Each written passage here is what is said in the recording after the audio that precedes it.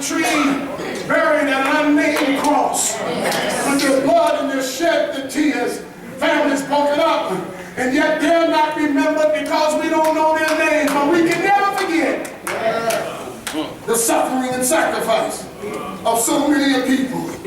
They paid the ultimate price for freedom, the ultimate price for justice and equality.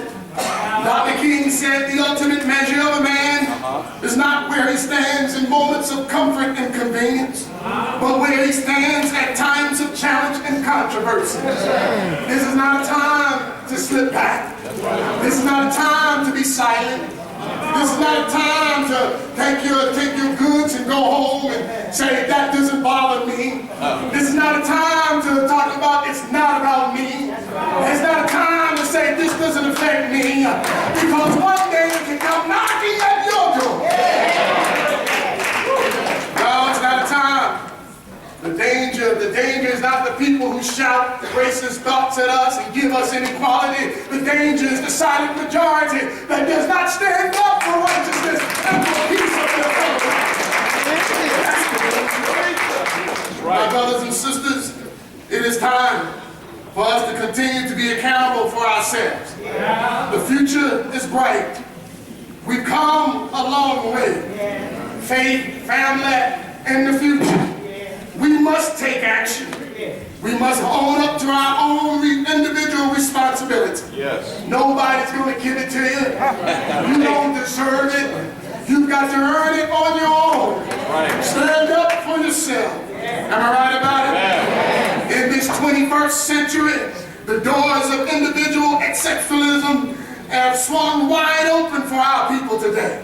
And the only excuse we can use for not becoming the mother, father, or person that God has designed us to be is simply because you chose not to do so.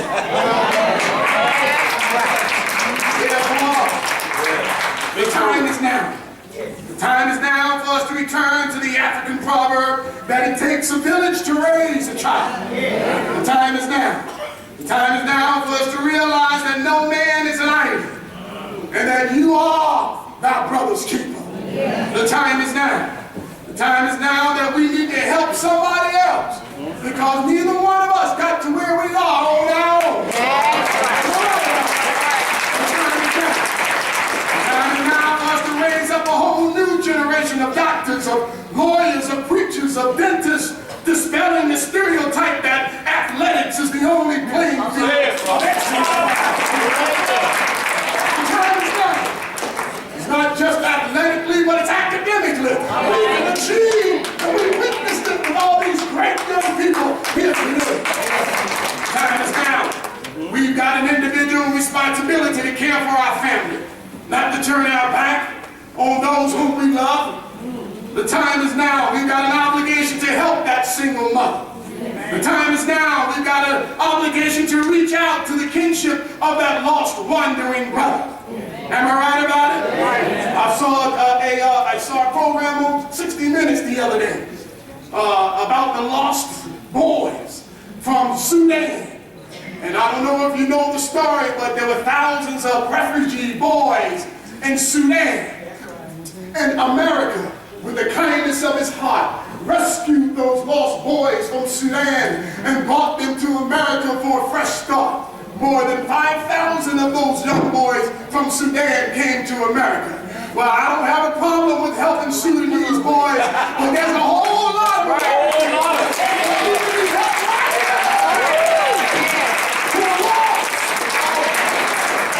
same kind of love and compassion we have for the foreign immigrant, we must have for our own child right here at home.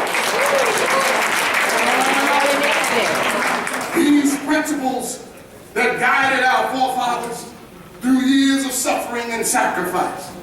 From the coastal shores of West Africa, through the horrific journey of the Middle Passage, to the landing at Jamestown. And now we have residency at 1600 Pennsylvania Avenue. Through all these journeys, we have persevered as a people. We have endured as a people. We're still here. We're still here rising up, as Maya Angelou said. We're still here through all the pain and the suffering We're still rising from the ashes to growth and success. We're still here. We're still here, and we have an obligation to honor the legacy and the heritage of our people. Don't be ashamed of your history. That's right. It always occurred to me when our own people would stop and say something negative about their African history, such as I've never been to Africa. What's the whole point of me being called an African American? But I never hear a European say I've never been to Europe. I never hear a Japanese that says I've never been to Japan. We must embrace our history. Be proud of who we are. And from whence we come. Yes. A proud people born of kings and queens. Yes. Intended to be princes, and yet now as children of a holy God, we now claim that which is rightfully ours. Yes. Which is rightfully ours. Now is the time for us to stand up and be the man or woman God has called us to be. Yes. We can change the world. Yes. We can change the world. We can change the world just simply by doing what God has gifted us to do. 50 years later, we're not there yet, but we're on our way. Amen. Well, we can have a gathering like we have today. Have our friends seated here with us, and partnership and cooperation and support. We can do better. Yes. And we shall do better. So as I close, I just want to remind you today, we're not dead.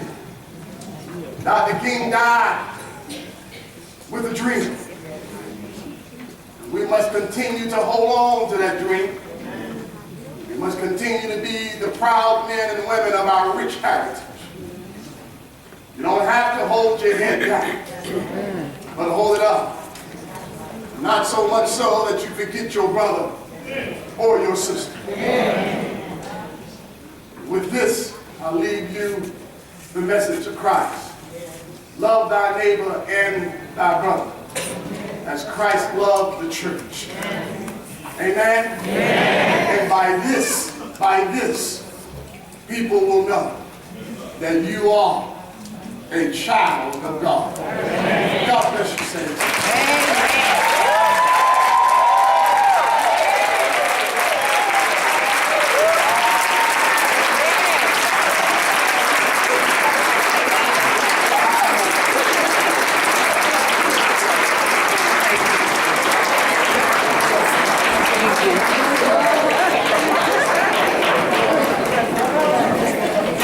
Reverend Simmons, I want to thank you for those challenging, inspiring words.